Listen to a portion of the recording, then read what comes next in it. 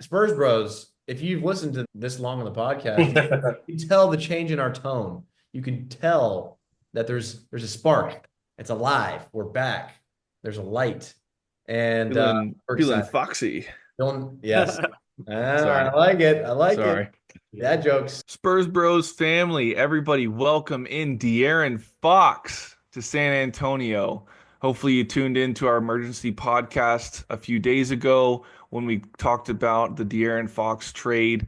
We could not be more excited to talk about the arrival of De'Aaron Fox and really just get into what we see happening, all the problems that have been fixed, all the amazing things to come. We're going to get into a little bit of the errors that we saw and a couple of the L's that we took before Fox's arrival. Mitch Johnson, I'm not going to use the word hot seat, but it's definitely warming up. So, a lot of things to talk about. Today was a trade deadline, a lot of moves, a lot of things to cover. But again, most importantly, De'Aaron Fox is a San Antonio Spur for the foreseeable future, and things have not been this bright in San Antonio for a long time. So tune in. Please hit that subscribe button. Go tell a friend. We love the support. We're going to keep doing this, and we've got a revived excitement to cover the Spurs the rest of the season as we look to make the postseason. So, episode 18 coming at you right now. Spurs Bros. Welcome to another episode of the Spurs Bros podcast. I am your host, Alec Bogus. These are my co-hosts, Reagan Keough, Stuart Lynch, Tim Mendez. Welcome to episode 18. How are we feeling tonight compared to, say, last week around this time? How are we doing? Fantastic. 100%. Fantastic. Yes. Last We've week's got a pod new sucks. member of the Spurs family. Yes. Familia. Yes. Yeah, Tim, you're right. Last week's pod did suck. We were on a losing streak. We were all down in the dumps. We had no hope. And now look at us. Yeah. We've risen from the dead. I know we talked about it on the emergency pod, but for real, we are back. We were saying that before we got to see De'Aaron Fox play for us, but oh my God, after watching that game, I know we almost gave it away, but it just seems like the possibilities are endless now. It's beautiful to watch. Yes. And so Spurs Bros who are listening, we're going to get into that extensively in just a bit. But first, we want to cover a few of the other things and games that happened before then. We're just going to rush over a couple of key moments in each game that happened. But yeah, we want to reserve a lot of this time for the De'Aaron Fox situation, the trade, since he's been here, just the seamless fit that he's already been. And for those who are joining who are living under a rock, and who didn't watch your emergency podcast, first off, go do that. But if you haven't seen any of that, yes, De'Aaron Fox, who is again, former All-Star, he's averages 25 points a game, 6 boards, 6 assists a game. We fleeced him from the Sacramento Kings for a bag of chips, second round pick. No, it was Hey, Trey Jones, Trey we Jones. did, yeah, we did give up Trey Trey Jones. Jones and a Jones couple and bags of chips. All right, yeah. Trey. I know I love Trey. Yeah. Disappointed that Trey Jones didn't get rerouted. That was the rumors coming out of Mm-hmm. the trade that Trey Jones would get moved out of Chicago, and Chicago's front office proved worthless once again, and Trey Jones is stuck there for a while. But Yep. It's only a you couple know, months. They yeah, a won't couple resign him. months, more of hell for Trey playing with Zach Collins. Couldn't get away from him, but it is what it is. Yep. Who I really feel bad for is City Sissoko, dude. I know. That was, dude, the Kings did him so dirty. Did y'all realize this? He got They sent to posted Sacramento. his. He picked a jersey, number 91. They made him do the introductory press conferences and everything, and Oh, not even an hour after he was done with those press conferences, he was traded again to the Wizards. He was talking about like opportunity in Sacramento. This is what this is my role. I'm excited to be no. here. All this stuff. And not even an hour later, they did his ass so dirty and shipped him off to DC, the worst team in the league. Like, And then what happened? waved. The By worst the team in the Wizards. league. The Yeah, the worst Wizards, team in the dude. league. They're Just like, fucking. we don't know what to do with a promising prospect, so we're gonna waive him. I guess is what their Yeah. mindset was. I don't know, crazy. But City, find your way back to San Antonio. I don't know. He can have a good, probably a good professional career back in Europe. Yeah, like just real quick, what does he even do the rest of this season if no one picks him up? Does he go back to a G League? Does he just G straight League. chill? I mean, Yes. yeah, he probably gets picked up G League and plays heavy minutes in a G League spot, but I don't know. The news of him getting picked up anywhere hasn't hit yet, so I think he's Yeah. kind of in limbo for the rest of the week, if I had to guess. I saw a Kings Reddit page, like Kings fans talking themselves into him. Like they brought up the quote from Pop during Summer League where like you look at his body, he's got the ideal frame, everything you would want. He just has to, learn to get a jumper. And oh man, it's crazy. He can't even stick It's on the Wizards. Poor guy. 9-41 the Wizards are, and they're like, nah. Like what? Whoa. that's the worst team in basketball, I believe. Yeah, I think so. Yeah, and that's why Pat Baldwin, who we just scooped and then waived, also wasn't getting a PT on that team. So when Twitter was not blowing up, oh, we got Pat Baldwin, just like, oh, okay, cool, like, he'll be a solid fit, whatever. And Tim, you were the first one to say waived. I was like, yeah, he didn't get minutes on the worst team in the league. What are we gonna do with him?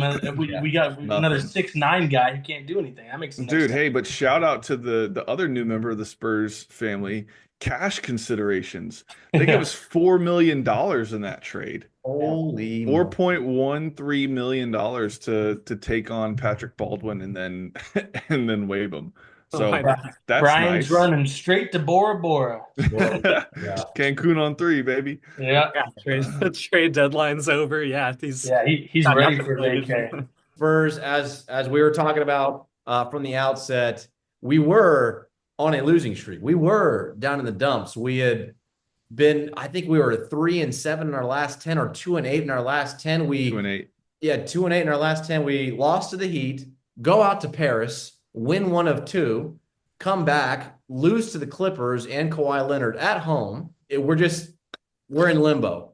And we're thinking, okay, well, I guess back to the lottery. We're literally teetering on the brink. And around that time, we started to get some rumblings of some news of De'Aaron Fox maybe being able to come to the Spurs. And sure enough, that deal does get done, but it takes a whole nother week. So within that time frame, we played the Bucks, Heat, Grizzlies, and then the Hawks, which we'll get into with De'Aaron Fox. But let's cover those first 3 games. Spurs versus Bucks at home.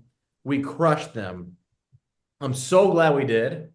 Wemby had a phenomenal comeback game, and we just showed him what's up, man. So any key moments from that game, key reactions from that game? I've got one, but what is it? I think the only key thing was Wemby blocking Giannis on back-to-back possessions. Yeah. For me, it was the CP3 Giannis thing, the little tussle at the end. Yeah. Oh yeah, that too. Giannis didn't get his way. That's my rant. My rant is thank you, Wemby, for going back at him and blocking him on back-to-back plays, showing him what's up, hitting tough shot after tough shot, and then destroying them. Because, dude, after that game, we lost to them, got crushed against the Bucks over in Milwaukee, and seeing that superstar whistle, like you said, Reagan, that superstar whistle that he gets, he's the one that's initiating contact, elbow after elbow, and he gets little ticky-tack fouls, goes to the free throw line 10 more than anybody other player in the league right now. And just seeing that we're crushing him at the end, he gets fouled and Chris Paul is on him. It's on a mismatch. He tripped over his foot too. It wasn't even anything serious. But Giannis acted like he pushed and shoved the hell out of him.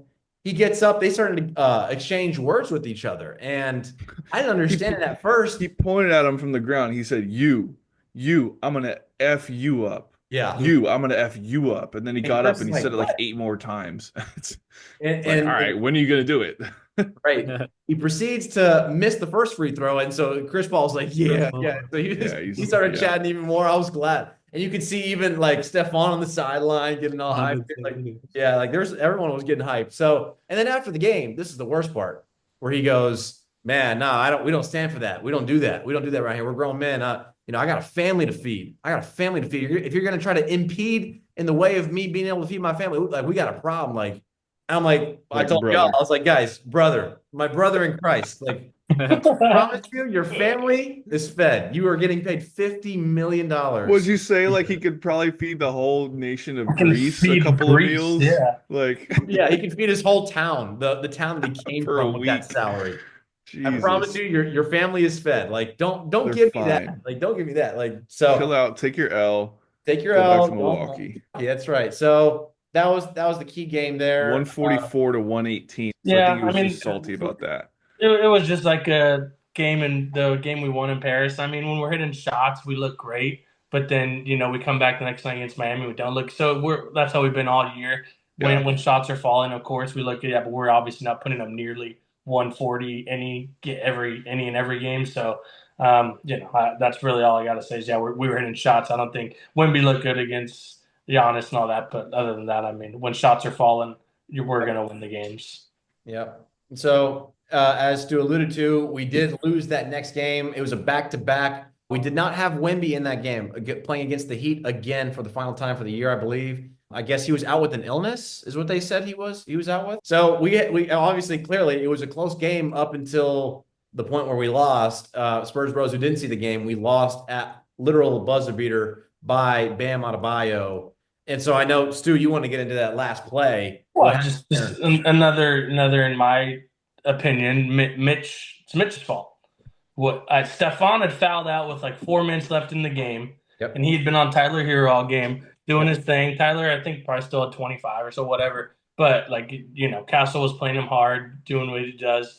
Actually, I think Hero had 11 points. Yeah, he actually only had. I was just thinking about it because he was like 0 for fucking. And most of those points were not on Castle. It was like when Castle was on the bench, Hero scored a couple buckets, but other than that, he locked his ass down. Yeah, so Castle was actually dominant, or playing very well against him. His sixth foul was very ticky-tack. Mitch didn't challenge it, and Chris Paul was saying, fucking challenge it. And guess what? We lost that game, and he went and we lost it with the challenge in the pocket. So he should have challenged that because he was playing good defense. Tyler initiated all the contact.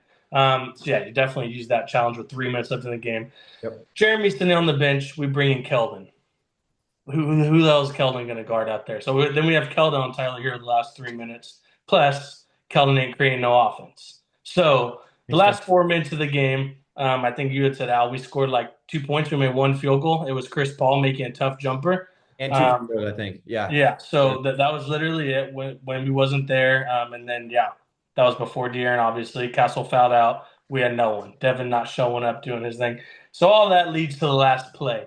Timeout, 3 seconds left, tie ball game. Okay, it's timeout. We're not going to have the ball again. One stop, and we're going to OT. Put in the best defenders we got. Castle fouled out. Okay, who's next? We got Jeremy. But still, Jeremy's sitting on the bench. Keldon is on Hero. Basti is on Bam. Bam had one of the best games he's had of the year, had like 30 on us. Where was Jeremy Sohan for that on the play? Bench. On the bench. Sitting his ass on the bench. Wait, but I thought you said Jeremy was the guy that's good at defense. Exactly. So shouldn't he be on the court? So what's Mitch doing? It doesn't go through his head. I even said, dude, me even thinking, I'm thinking way ahead of Mitch. I'm like, dude, he had put up 30 already on Charles all game. Let's throw freaking Zach in there. At least he's 7 foot to get a little bit more of a contest. That obviously didn't happen either. So Bam ends up getting a wide open shot over Keldon because there was a switch. That would have been Jeremy guarding him after the switch, but easy little jumper practices every day of his life. Keldon didn't even get a hand up on him. Right. So we lost. Right. With our best player on the bench, our best defender on the bench, I should say, and his challenge still in his pocket that he didn't use to keep our second best defender in the game. Was Chris Paul out there? Chris was out there, and we always say he shouldn't be, but he wasn't in the play, thank goodness. But he was still out there. But I know we haven't gotten to the Atlanta game yet. But same thing. Last night, it's one possession on defense. Yes. And Trey went and scored on Chris too, and he keeps Chris Paul out there anyway. But and Castle and Jeremy were on the bench last night too. Yeah. And CP ended up on Trey, and Trey just made a little floater, easy, went right by him. Yes. I was just going to say the most important context here is that this is a dead ball. It's a timeout. It's a drop that's play. The key piece. It's just not like transition basketball. We miss and they're going the other way and Bam hit the game winner. It's like, okay. And it's not even that if they miss, we have a chance to go win. Yeah, it's 3 seconds. You don't want Jeremy on the floor to go like shoot a basket. There's like 3 or however many seconds left. They're going to get the last shot. It's a tie ball game. So this is a 1 possession defensive possession. This is not like nothing else. So you got a 6'9" guy who is one of your better defenders on the team, even with Wemby on the lineup. So put him in the game. That's what didn't make sense. And again, as y'all were alluding to, Tim and Stu, did the same thing when we needed another stop, and you got Stephon right on the, yeah, okay, And whatever. it's been a reoccurring theme all year. We've literally talked about this like 2 pods ago when we lost Yeah. another. I don't know which game it was, but when Jeremy was sitting his ass on the bench too, and we were like, "Why is he not in on this last play right now?" He has it backwards, Mitch It does, was the because same. we talked about the Philly game, the Knicks game on Christmas Day when Jeremy was on the court for the end of game For possession when we offense. had the ball. But Yeah. then when we're on defense, he's on the bench. It's like, Mitch, like, are you forgetting what his strengths and weaknesses are? Good point. Good point. Something's off because he's got Jeremy on the court for offensive possessions at the end of the game following a timeout with minimal seconds, and he's got Chris Paul on the game when we're on defense. Like at minimum, you got to flip flop those two. That's the kind of stuff I've been on Twitter more than I've been on Twitter my entire life the last 4 days leading up to the trade deadline, and I have seen so much talk finally about Mitch Johnson with frustrations, and that's what it is. It's these like what seems obvious to people who have never coached a day in their life that these are the offense for defense substitutions you have to make, Right. especially following a timeout at the end of the game, that Right. just aren't being made. And I've said this once or twice too, but like Brett Brown, where are you at, man? I Like was just gonna say you're a that. very successful head coach for a Yeah. long time in this league too. You also Mhm. learned under the tutelage of Coach Popovich. Mm. You led the Even the Sixers. other two assistant coaches. Well, why is no one out of our Zero. 5 coaches Nobody on on the the bench second row of the bench has suggesting it. that? Chris, Yeah, like crazy. obviously Chris Paul isn't going to sub himself out because we found out that he has an ego, but somebody has to see this. It's Somebody's crazy, got to bro. see it. When you've got people, I mean, and I like it's a good follow on Twitter, Mr. Ass, but when Mr. Ass is on Twitter talking about the substitutions that should happen at the end of the game, Mitch, you'd think Mitch gets it, but he doesn't. It makes Crazy. sense not to like stand up to Pop and stuff, but yeah, like why can't somebody say something to Mitch who's, shouldn't even be a head coach yet? No offense, but Yeah. No, Yeah. he's just definitely, thrown yeah. into the fire this year. Right. It's crazy. And Yeah. again, we're all putting it all on Mitch. But when he has that role right now, he's the one who deserves all the fire and what we're talking about. But yeah, out of everyone on the bench, someone's got to say something. It's Yes. crazy. You got to play the cards you're dealt, and right now we're dealt Mitch Johnson, and we need him to make these decisions better. And for anybody that wants to come and put this on the players, yes, can you play the defense better? Can you execute the switches? Can you get through the screens better? Sure, but you got to rely on better coaching to put players in positions where they're going to be successful.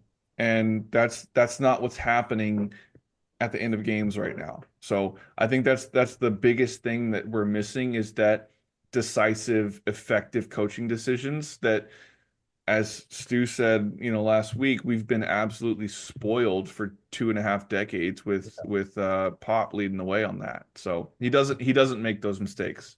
Correct. And I would think, I hope that the season, even with De'Aaron Fox on the team, I hope it doesn't come down to 2 or 3 games where easily It one of will. like It where will. clear examples of games that could have been won, should have been won, or at least had an opportunity to win because we're going into overtime, getting a stop. And I just hope that We've talked about way too much. It's up to like 5-6 games now where it's been a weekend Oh, for yeah. sure. Goes back Put to it on Christmas. Mitch's shoulders. Yeah. Yeah, And it's going to come down to that. We already see how close this are. It's going to come down to a half game, 1 game to be from like the 6 to 11 seed. Someone's going to get straight out of the cutoff.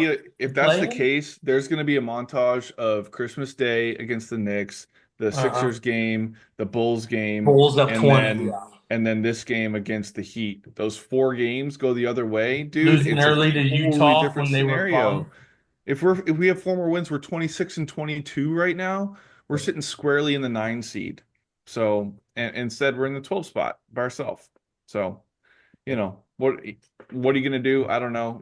Help Mitch out. Brett Brown, speak up. Somebody needs to empower Brett Brown, I think. But anyway, Yes. that's even more time we wanted to spend on this because we're so excited about everything else that went on. But it deserved mentioning and talking about. Yeah, down by the Grizzlies, Atlanta. Yes, we got destroyed by the Second time with the Grizzlies that we've had a role player go for a career high. Gigi Jackson ended up scoring, what was it?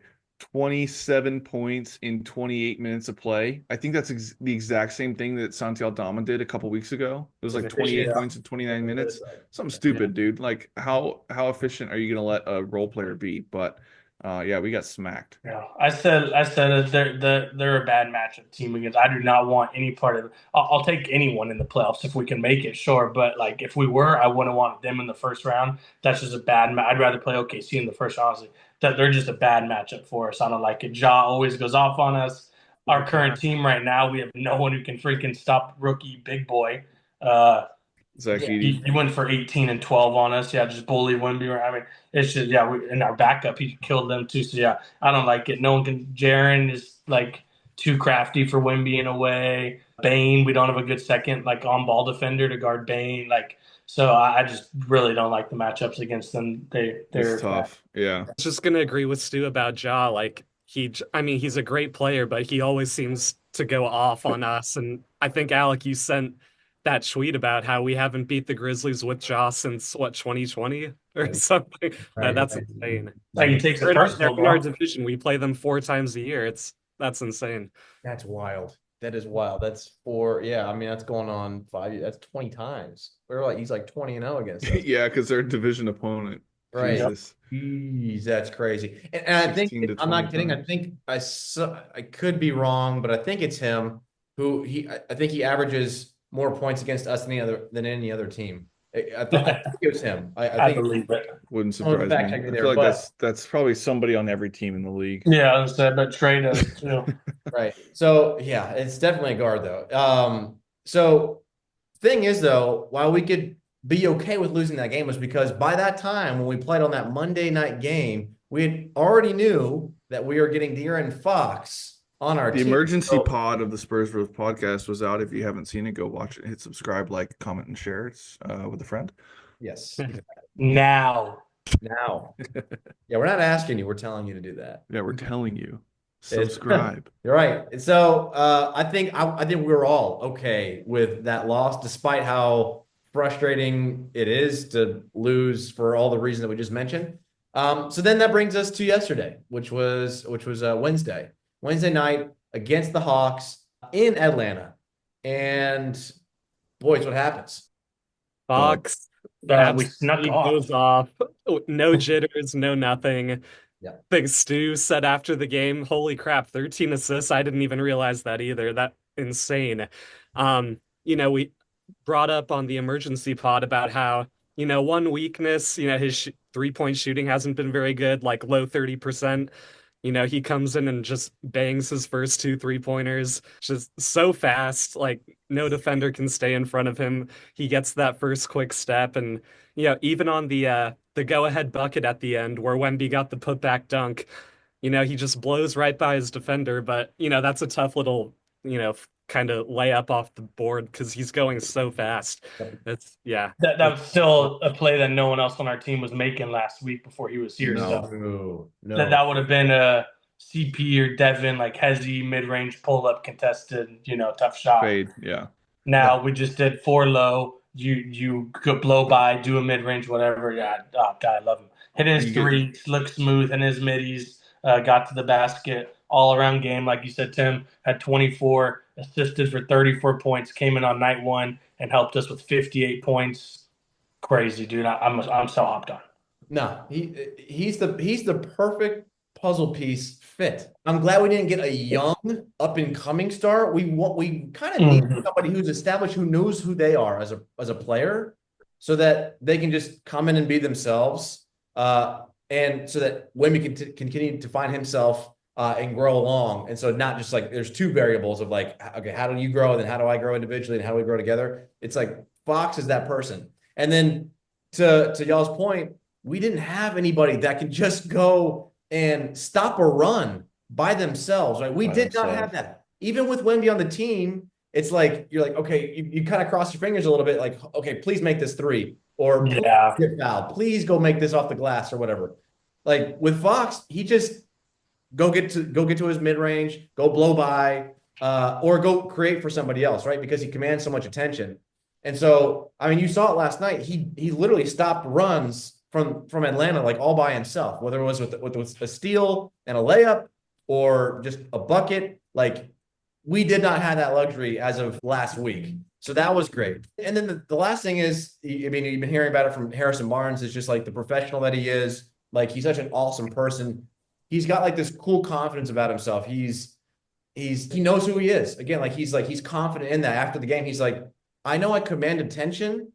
Even if I'm not hitting, I know I command attention, which is like, that's a confident statement. But we said, hey, we live and die by you, Wemby. So like he's already instilling confidence in others as well. So all of those combined is just chef's kiss, dude. He fixes so many problems that the Spurs had leading up to the trade. Somebody that can go create, like you said, and just stop a run on themselves by getting a few easy buckets in isolation or in transition. He can do that. A lengthy point guard that can guard, move his feet laterally, get through screens, not rely on a switch. He can do that. Deflect passes, get out in transition, go dunk on somebody. He can do that. Stop, hit a mid-range jumper, and the guy's 8 feet away because he stops on a dime after going 20 miles an hour. He can do that. Pull up threes in transition off the dribble, catch and shoot. He can do it. Dude, he fixes so many different issues that the Spurs have been looking to fix for several years now. Yes. And to your point about the leadership thing was so key. He comes in, like you said, he tells Wemby going into that last play, you better not kick it out. We live and die by what you say or what you do. And then after the game, what I loved in the post-game interview was, he's talking about what we got to do. And we had a great first half, and the last 3 minutes of that second quarter was amazing, but we let it slip in the second half. So we got to be consistent with it. And that's always the word. I love that is because we've always seen from game to game, from half to half, from quarter to quarter, from 3-minute stretch to 3-minute stretch, the Spurs are always a roller coaster ride up and down. So he's going to come in as a 27-year-old established all-star point guard and start preaching about consistency, and somebody who's done it and won a clutch player of the year award, and talk about consistency. That is that's a problem we've had that he fixes. Mm-hmm. So from every angle, he's coming in, he wants to be here, he's excited to be here, he's not afraid to use his voice and just go out and freaking hoop, man.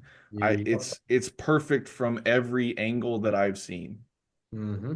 It was great. He had 24 points and 13 assists, which is, by the way, a record for a Spurs player in their debut. So 13 assists and 5 rebounds to go along with that. And obviously, first ever 20-point, 10 assists game in a Spurs debut also. So not only did he set the assist record, he blew everything out of the water as far as the debut goes. And for what it's worth, it felt like Wemby had a super quiet night. He still had 24 as well. So that just shows De'Aaron already got him more easy shots without us even kind of realizing. Well, I feel like every game this year, we know when Wemby's having 20 because he's having hit 4 or 5 threes. Right. I think he only hit 2 last night, so that means he had 16, 18 points from inside the lane, whatever. So, yeah, he's already making things way easier. Devin had 20. I don't remember Devin having some stint in the game where he went off. So everyone's just getting way easier buckets. That it's just making the game easier already.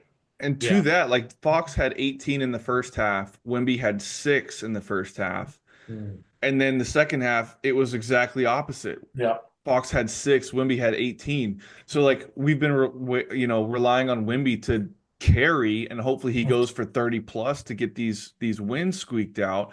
But no, now he's got this legit running mate. And by the way, Fox scored under his season average last night with 24 points. So that was a low scoring game for him. Imagine when he figures out what the playbooks and the schemes look like, and he gets tendencies of other players.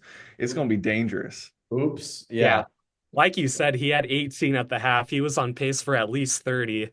And a lot of his first half buckets were, when he was being guarded by Dyson Daniels, I think, who's proven himself to be one of the best perimeter defenders in the league this year. So if he can do that in his first game as a Spur against a defender like Dyson Daniels, man, I'm excited to see what he does next, man. Sheesh. Perfectly said. Perfectly said. The other thing that's exciting about all this is you've been hearing this in the news, how De'Aaron Fox, like I said, it's points per game in the pick and roll is top of the top as a pick and roll guy, Sixth in the league as the ball handler. as a ball handler. And then Wemby is, I think, is he the top 2 in the league as the roll guy.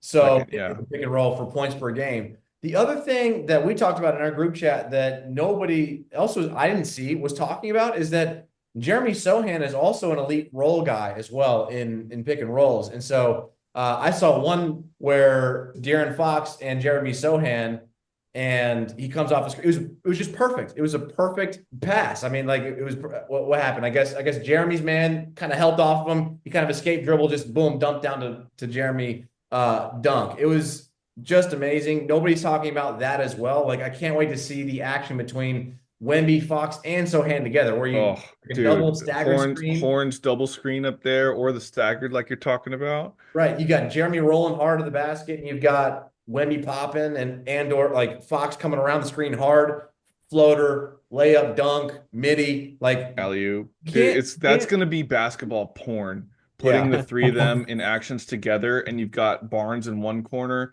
and Vassell in another. How pick your poison NBA defenses. You're going to have to give up something, and almost all of those options are very high percent scoring, elite percentile. Like you said, Jeremy Sohan's in the 97th percentile of pick and roll screeners. Wemby's second in the league as a screener. Fox is 6th in the league as a ball handler on those options. Harrison Barnes is shooting 43% from 3 over the course of the season, and it feels like it's even higher on catch and shoot out of the corner. He's approaching Bruce Bowen levels. I feel like it doesn't matter if he catches it in the shooting pocket or up here outside. He's just catching. He's getting it to that shoot and release spot, and he's knocking them down, man. I'm so hyped. I could not be more hyped. Stu said he's hopped on. I'm hopped on double. I don't care, dude. De'Aaron Fox is the truth. The Spurs are back. # race for safes. Brian Wright's a god. I'm so excited. And the Hawks are tanking. Today's trade deadline day. They shipped Bogdanovich. They shipped DeAndre Hunter, and they don't have a pick, Johnson's bro. out for the year. Oh, God. They don't have their pick. Jalen Johnson's out for the year. They got Dominic Barlow, who we loved as our G League player, playing 25 minutes or whatever it was last night. We're about to get a top 5 pick from the Hawks. The Hawks are bums. I said it from the beginning. I don't know why I ever stopped. I should have believed myself. Go Spurs. F the Hawks. We're so back, baby.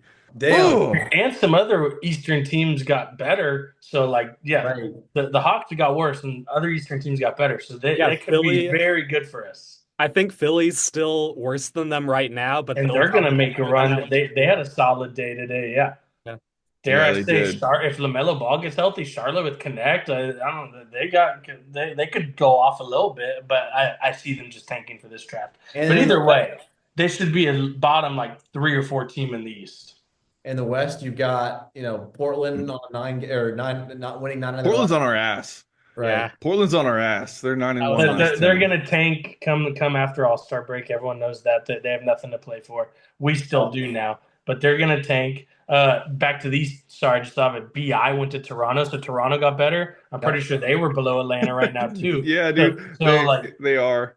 The Raptors are really bad. I saw a tweet today though that said with their new lineup, they called the Raptors a super play-in team because they've got Scotty Barnes, BI, Jakob Poeltl, RJ Barrett, and I forget who's at their point guard, but they've got like the most slightly above average team ever at every position. They're starting 5, but they're 16-35 right now. So like it's not like they're going to improve that much. Jakob, BI, Scotty Barnes, that's hilarious. Actually. A bunch of above mediocre players that they'll end up with the 10 seed and not go anywhere. As long as it's above Atlanta, that's good for us. Facts. That's good. And that's the other reason why we were so excited was we got our cake and we got to eat it too. Like we got De'Aaron Fox in a Spurs jersey. We got to see what could be, what's to come.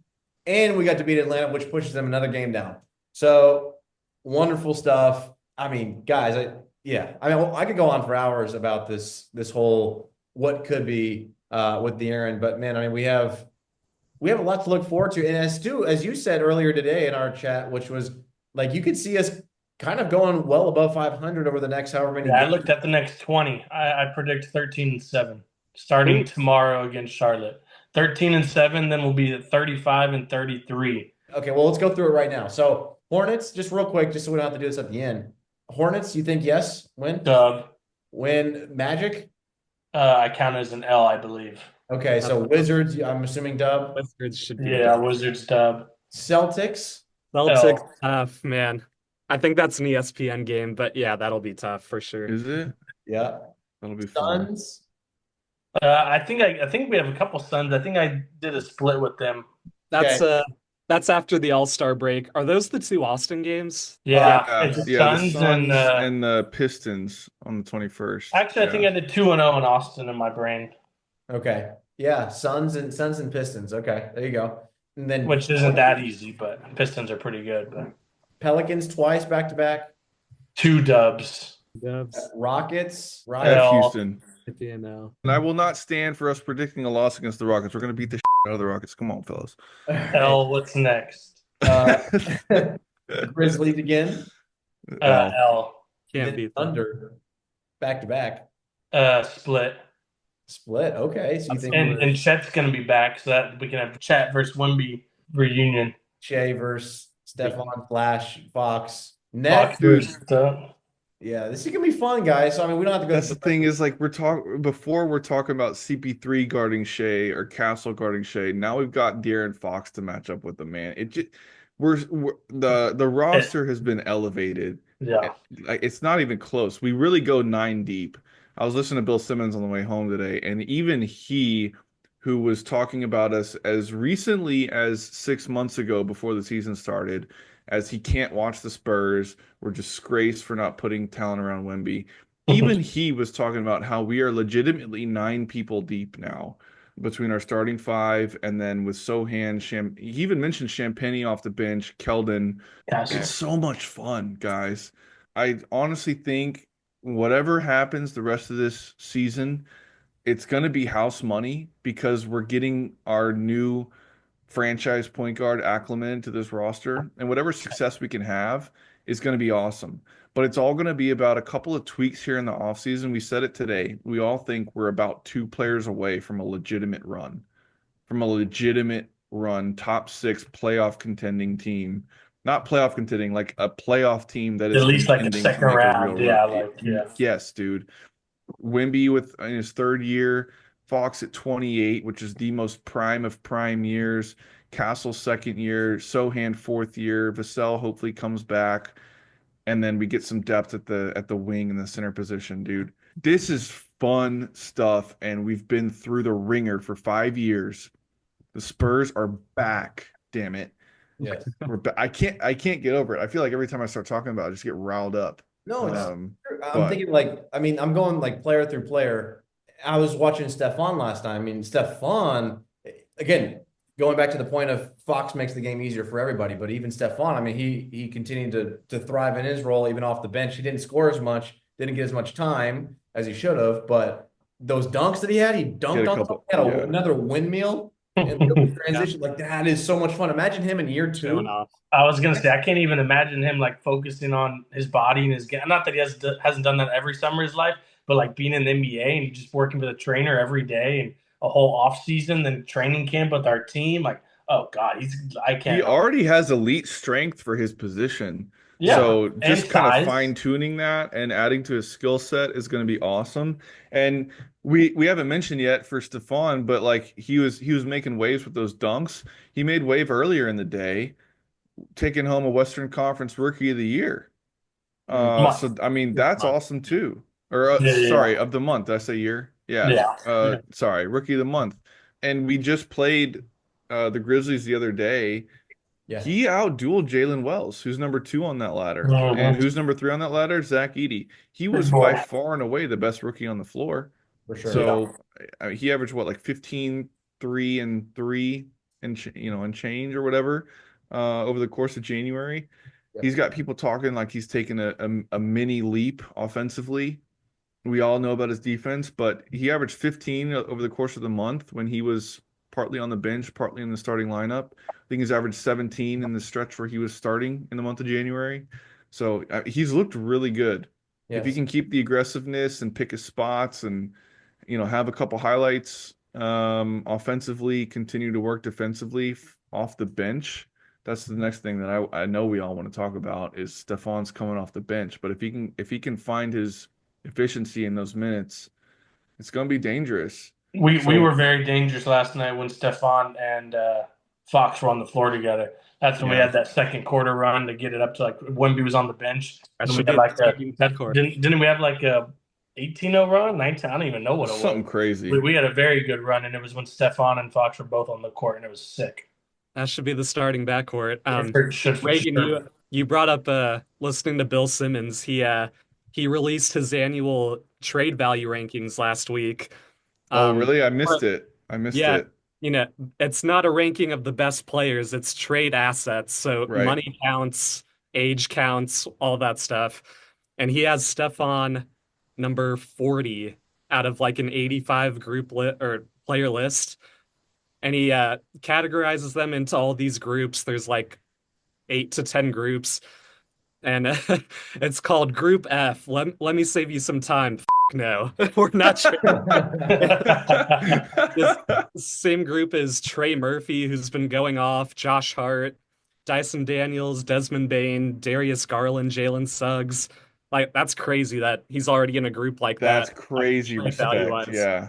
Yeah. Bill Simmons, like he doesn't treat those rankings lightly. I'm definitely gonna go read through that tonight after the pod because that's always a really interesting read. Now, let's think about it. Next year, looking ahead, I mean, I know we still got a job to do, and I think we No, can, I still want to make playoffs and make a run this year. right? But let's think about the 5 next year. What do you think Stephon's scoring averages next season? Do you think he can get up to 17, 18, I was gonna say 15. I was 15? like 14. Yeah. 14, 15. Okay. Yeah. He So, won't be like I a was gonna bona agree with fide you around 40% 17. 3-point shooter by then. He'll still be his shot's gonna take at least probably 2, 3 more years to like be solid. But he'll get better this offseason shooting for sure. And then he'll just be able to go create and still score those layups and ones and all that. I think But more 15 minutes. still as a sophomore would be sick. But I more think minutes. it's start to draw more friendly whistle too. We've talked about it Yes. before. He still Oh, doesn't get the calls he should. none of Man, them. ugh. Half these poster dunks should be an and one. I mean, even the Yeah. one last night, like he boomed on that dude, but that should have been an and one. Like blow the whistle, give him a moment to freaking flex. He loves that flex, man. He's showing off that strength. But yeah, you're right, Tim. Like Yeah. he's still not getting it. And if Wemby starts to get a damn whistle, he could average 30 a game. It's Well, that's what I'm insane. saying. They Facts. still Wemby's averaging 24, and he's freaking. We say he is the second, like just as much as Castle. I mean, any given night, you're gonna have Wimby or Fox going for between 25 and 30, and the other one going between 20, 25 and 25. 30. Yeah. And then Vassell should be Around the that same. third guy, but of course he's not consistent. He's never been. So Yeah. there's going to be the opportunity. I feel like it's going to be Castle or excuse Castle me, and it's going to be Steph. Fox and Wimby going back and forth, and then it's going to be Devin and Castle going back and forth for that Mhm. 3-4, kind of ride the hot hand, and then you fill it in with Keldon, Barnes, Champagny, whoever Yeah. else we end Just up all those signing. guys hitting a couple threes, having Yeah. a random 10-point game, random 15-point game. But Yeah. we'll have to rely on those 4 for sure. I So still think it's going to be a team game like Spurs of old, beautiful game stuff where we're going to have, 5+ guys in Yeah. double figures to get a win. Fox, listening to Bill Simmons too, he had Kirk Goldsberry on. He used to work for the Spurs. So he's, as much as he's a cover the NBA guy, he still has a soft spot for the Spurs. And he was kind of mentioning, I don't want to agree with it, but he might have something. Is it Fox might not be that like true bona fide number 2 championship piece. He's up there for sure. Like, could he be a number 2 on some nights? Yes. Could he be a number 3 on some nights?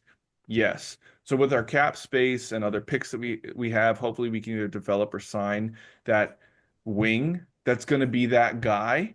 But yeah, there's I so kind much of disagree. opportunity. I think he could be is. too, Stuart. I'm trying to look at Yeah. it from like an objective I think lens, which he I is. don't have, If but Jamal Murray was to Joker, I think he's better than Jamal Murray. that's the exact comp they used, actually. Yeah, if Middleton and Drew Holiday were, to be honest, I think he's better than Drew for sure at offense than Drew Holiday. I mean, I think he is personally. Yeah. I mean, just based off last night, the offense is killer. Well, what I was going to say is, like you said, going back to this whole, beautiful game, Spurs of old, I'm averaging up these numbers, just being kind of a little conservative, I guess, at best. Is I got Wemby next year averaging, what do you say, like 27 next year? Is Yeah, that that's fair. Yeah. 26, 27? Stephon, I say 15. I mean, again, if he works on his jumper and he gets a couple more whistles, he plays more minutes because maybe CP's not there. He's not going to be there. You don't, you're all right. So, I mean, I'd say 15. Is that not like unfair? No, I agree. I think Yeah. 15. And then De'Aaron Fox around the same, 24, 25 a game. Yeah. Devin around the same. Hopefully we can say 17, 18. Maybe down a little bit because we need Yeah. wings and Fox will be stealing some of those shots. But I think if he's around the Castle, like 15, 16, 17 area, Okay. And if we then have two guys around that. Jeremy like 11 to 13-ish. I mean, No, he already averaged. no, not Yeah, average. for sure. Dude, he could easily. What's he averaging now? Like 8. Really? Oh, let me see. No, I think he's averaging 11 and 6 or something. But I think, that's because at the start of the 11 season, and a half, yeah. he had all those 20-point games at the start of the season and shit. I think he'll average like 8 to 10 throughout his career. No way. I think. That's All right, some Draymond Green stuff, bro. Yeah, that's what he is. Can't I shoot mean, for shit. So let's do that math though. So Wemby and Fox together, that's 52. 52 plus 31 is 84, or 83, right? And then Jeremy at 11 points a game. That's 95 points a game, and just from and then you fill in the blanks. And then then we just need another 30 points a game from the Gosh, 94 points a game from your starting five is not horrible. I mean, that's all sounds reasonable from. I mean, we've had a lot of reps looking at these guys. I mean, it's not unreasonable for any of these numbers to play out. So yeah, man, this kind of ties into the next thing I wanted to talk about, which Reagan, you alluded to it. We need about 2 more guys to maybe go and make a run. And I think time, but if we do it, time and yeah. But yeah. Who are those players? Not specifically, but like what types of players? Obviously, so not for this team anymore because right now we still have the overload on guards, but CP will be gone. So now I just think it's maybe 3 then once CP's on this team today. We needed 2. We needed a backup center and a 3-and-D wing. We'll still need the 3-and-D wing after this year. We'll still need the center. Depending on, I guess, see what we do in these next couple of weeks, but it probably won't be anything long term.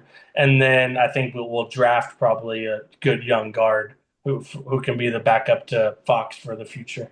But so I think we need a backup point guard, backup center, and a 3-and-D wing to be starter, whoever, 3 starter or bench player. Starter, yeah, 6th, 7th man type deal. Yeah, solid 6'8" guy, good defender, and can knock down open shots. That's all we need him to do. So I think 3 pieces. If a wing is there when we're drafting, like a solid, good wing prospect, I think we take that. Cam Johnson didn't end up getting traded. The Nets asking price was too high. He'll definitely be back on the trade market in the offseason. So we'll see what happens in the offseason. But yeah, obviously, we need a good 3-and-D wing, backup big. I assume we'll try to sign somebody off the buyout market, I guess. We've talked about Bamba. I know that's not that exciting, but yeah, we have the open roster spot. We're gonna do something, so I don't know. We'll see. I feel like Bamba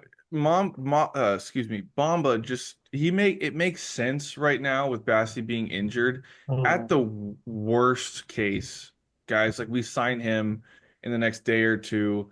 He's here for a month. And if it really doesn't work out, then we can throw Bassey in there for 12 minutes a game and figure it out between upping Wemby's minutes and playing some small ball lineups. Like, it is what it is. Like Stuart said, the long-term solution is not going to be whoever we maybe bring in off the buyout market in the next, in the short term this season. That's not going to be who's with us long term, unless like Mo Bamba turns into a player he's never been. Yeah, so the long-term solutions are going to come in the off season. So right now it's just filling in some blanks as we can at a good price, and then really making those solidifying moves in the draft and the free agency market over the summer. Yep. And I mean, look, I don't think that he can't be a net negative to the team. No. Compared to a Zach Collins. Yes, that's what it is. Compared to what we've had. He was very erratic in his like performance. He's very for like $17 million. Right. Yeah, and exactly. I'm talking about Bassie as well. It's like, he would give you 3 blocks a game and then and put backs a double, or he'll get absolutely dominated. Like Mo Bamba's 7 foot with a 7'10" like reach. Like just do this and Yeah. And a couple rebounds. over 30% from the 3-point line, low key. Yeah.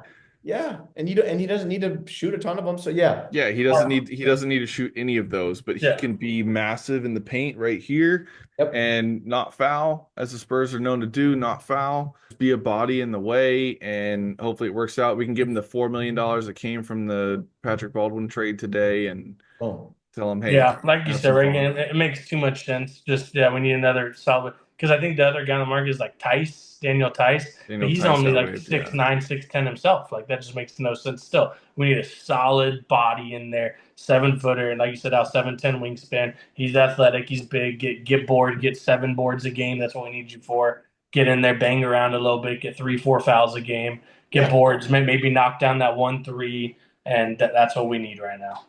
Yep. It just makes too much sense to not get him. Yep. Looking far ahead and doing a sneak peek preview of the episode where we kind of break down all the prospects in the draft. I did come across this guy who I sent y'all, guy out of Michigan. This dude, his name is Danny Wolf, 7-footer, point forward.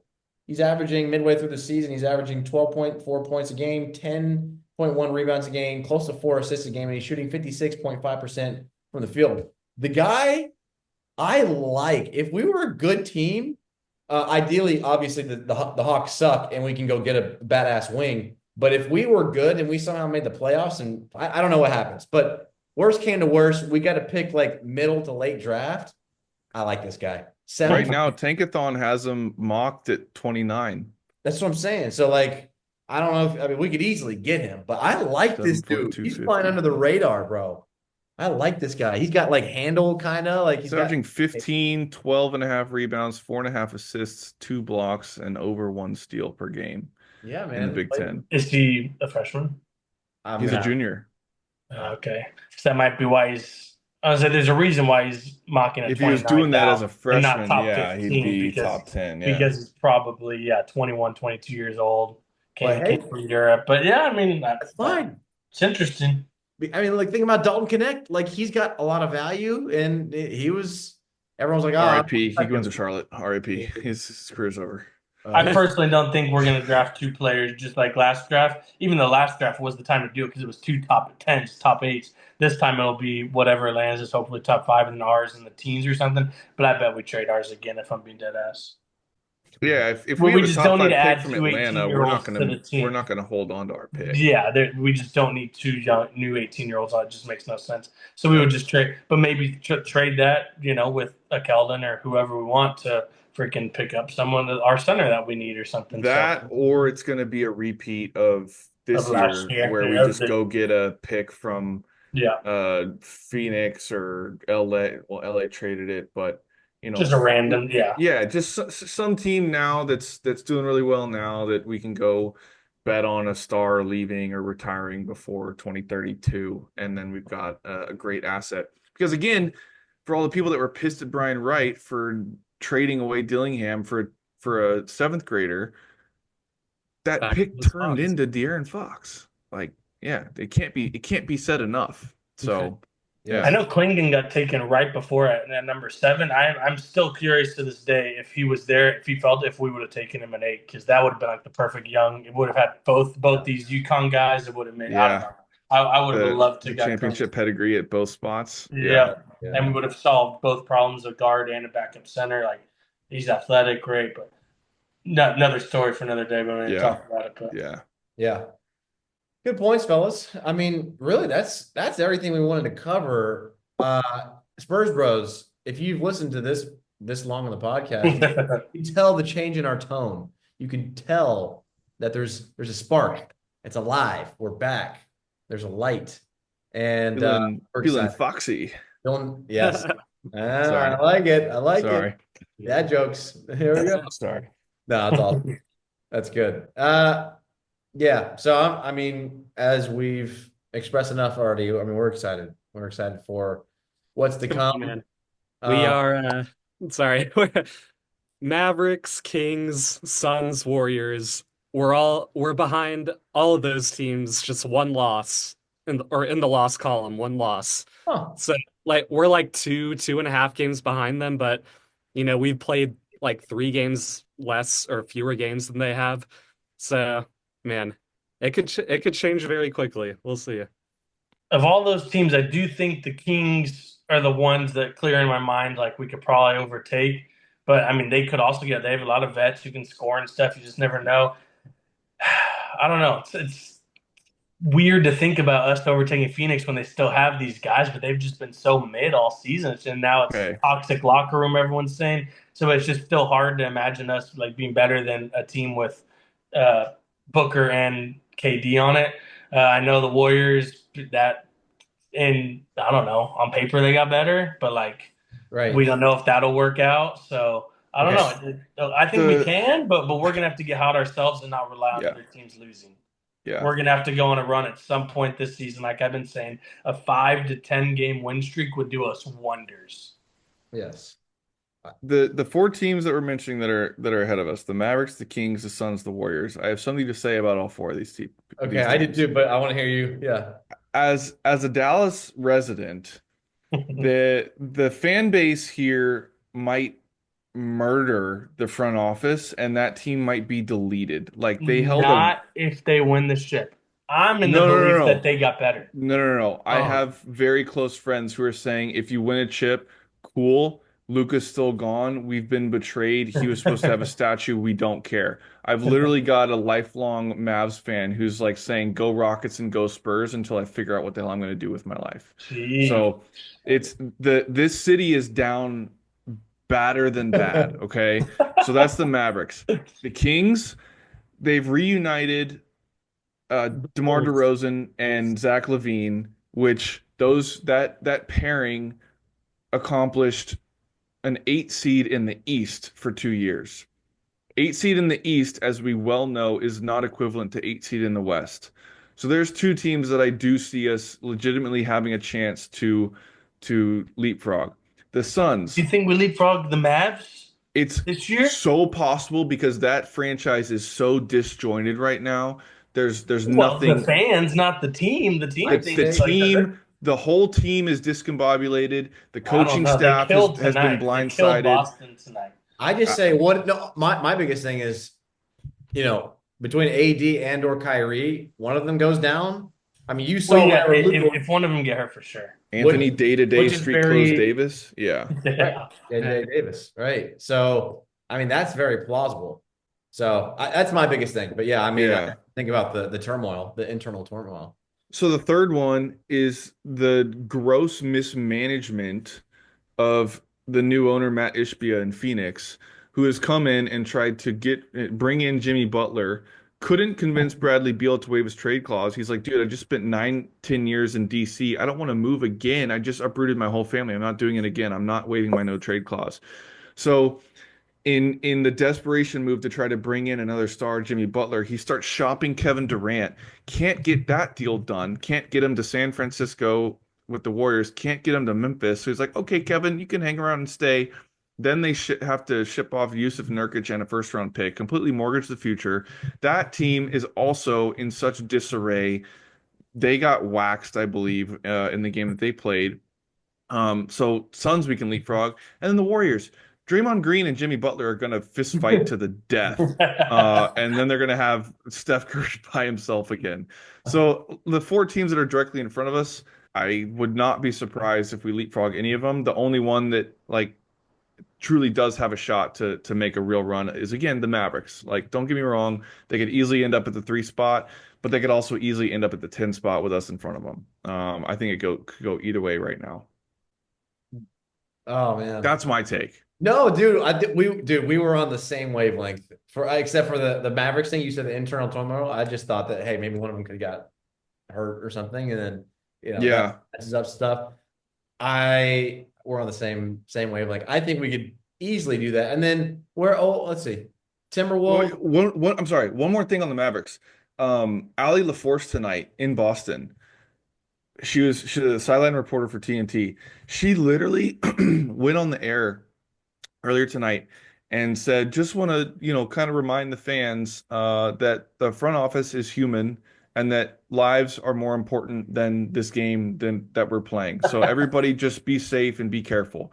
She gave out a PSA to the Mavericks fan base of please don't execute the front office on the way out of the arena tonight. We understand you're frustrated, but don't commit murder in the meantime. That's how down bad the Mavericks are. There's a whole conspiracy theory going on. We won't get into that today. This is a Spurs podcast, but We should. the franchise is not functioning right now in Dallas. Yes. I mean, that trade for Mark Williams last night, like, it made things kind of even worse. Like, Yeah. Charlotte got the 31 pick and they got the 30 pick swap. Like, Dallas couldn't have gotten that pick swap. They couldn't have gotten Dalton Connect. It's like, oh gosh. Ooh. Yeah, and Wendy reported on ESPN today that the reason that they couldn't get that 31 pick is because Pelinka is such a savage. He came in and he basically said, "Hey, if we're gonna trade for Luka, and give you this second first round pick unprotected, we want to talk to Luka and see if he's gonna sign the extension." And Nico Harrison, in his infinite wisdom, said, "No, I want to keep this under wraps. I don't want this to leak and get out." We're And said, "Okay, well, if we can't talk to Luka, then there's no guarantee he's going to stay. We have to have that. We have to keep that pick." And Right. apparently Nico Harrison had more of a premium on keeping everything under wraps with only Pelinka than giving out that first round draft pick or then acquiring that first round draft pick. Damn, that's Bonkers, the dude. inside information, asymmetric information advantage. That is what happens because now Rob's like, oh, you don't want to talk to anybody else. Okay, let's see. Yeah, you know what? Yeah, he's got a drinking problem. Oh, yeah, you know what? It's kind of a risk. Oh, yeah, he's Yeah, he said, he is a risk. All these Yeah. reasons that you're talking about, why you want to get rid of him, that's what we're taking on. And if you're not going to let us guarantee that he's going to resign here, we have to keep the one piece of draft capital that we do have in 2031. Right. If So you show any sense of like, or no, don't do that. Like, or please don't do that. Like, please be. yeah, We got to keep this under wrap. Like, yeah. Don't go tell energy- Danny Ainge on the Yeah, other side of the street. Danny Yeah. Danny Ainge. Yeah, he was pissed. That's another story too, I'm sure. Yeah. As soon as he did that, yeah, Pelinka smelled blood in the water. He's like, okay. Oh, okay. Yeah, dude. Hopefully Blink is a shark. Hopefully Brian followed in that footstep though. It was in that same energy. It was like, yeah, you know what? We were gonna throw in Keldon. But we saw what happened with Luca and AD. Like, I mean, we're not gonna give you Keldon now. You'll get City Soku, yeah. Like, we just saw what happened the other night. So, Oh man, I got nothing else. sweet. I'm excited to see the evolution of De'Aaron Fox on this team. Yeah. So let's see what this looks like. It's going to be a lot of fun. And from us to the rest of the Spurs Bros family, welcome De'Aaron Fox and go Spurs go.